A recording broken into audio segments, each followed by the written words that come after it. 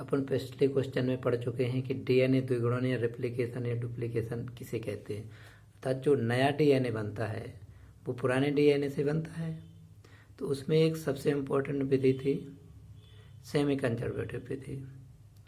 उसी विधि के आधार पर इसे निम्न प्रकार से डिवाइड किया गया है। इस डीएनए में सबसे पहले एक पैरेंटल डीएनए होता है, ये आपका पैरेंटल डीएनए दिखाई देता है। इसी से अपन न्यू डीएनए का निर्माण किस प्रकार से करते हैं। इसमें सबसे पहले एक उत्पत्ति बिंदु होता है। डीएनए के जिस स्थान पर द्विगुणन की क्रिया प्रारंभिक होती है वहाँ पर एक सूक्ष्म बिंदु का निर्माण होता है। ये जैसे डीएनए दिखाई देता है, इसमें एक ये 3' है, एक 5' है। इस पर ये जो बिंदु दिखाई देते हैं ये एक ऐसा बनेगा, ये क्या कहलाएगा, उत्पत्ति बिंदु। यहीं से एक प्राइमर आकर के डीएनए प्राइमर काम करेगा, आरएनए का प्राइमर, और पॉलीमरेज एंजाइम से क्या होता है, जुड़ जाता है।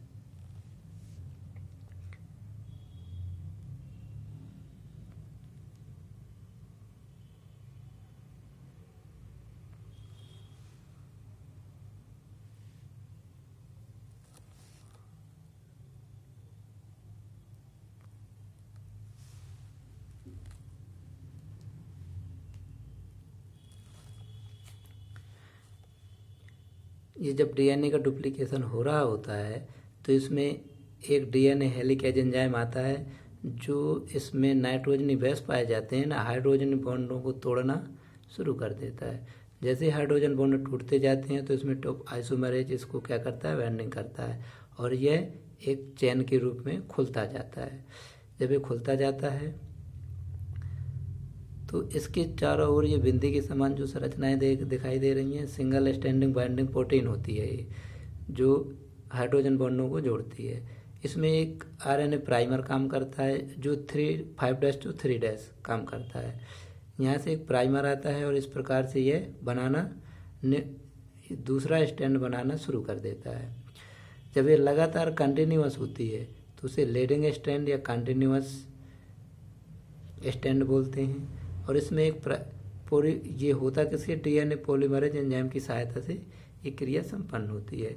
और दूसरी तरफ अपना जो प्राइमर काम करता है वो हमेशा 5' to 3' काम करता है, इसलिए ये ऐसा तो कार्य कर नहीं सकता, ये इस साइड से काम करेगा। तो ये 5' to 3', 3' to 5' इस प्रकार से क्या कर देता है, बिंदी संरचनाएं बना देता है।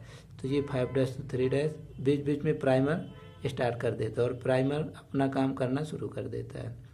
और ये काम होता है डीएनए पॉलीमरेज एंजाइम की सहायता से, और ये आपस में जोड़ जाता है।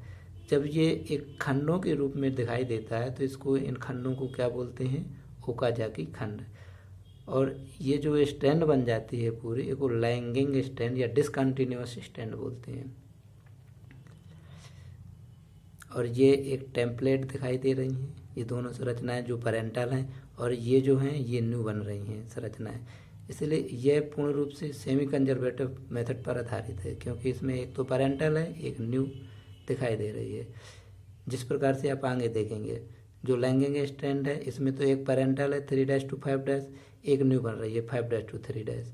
इसी प्रकार लीडिंग स्टैंड में, लैंगिंग स्टैंड में 5' 3' है, इसमें प्राइमर 3' to 5', 3' to 5' ऐसे खंडों में डिवाइड करता है। इसके बीच में एक लाइगेज एंजाइम पाया जाता है जो इन खंडों को क्या कर देता है, पूर्ण रूप से भर देता है, और पूर्ण रूप से एक नया डीएनए या न्यू डीएनए बन जाता है। तो इसी प्रकार ये जो खंड होते हैं ओकाजाकी फ्रेगमेंट, और जो एक पूरी संरचना को लैंगिंग स्टैंड बोलते हैं। तो ये है डीएनए द्विगुणन की संरचना जो बहुत इम्पोर्टेंट है।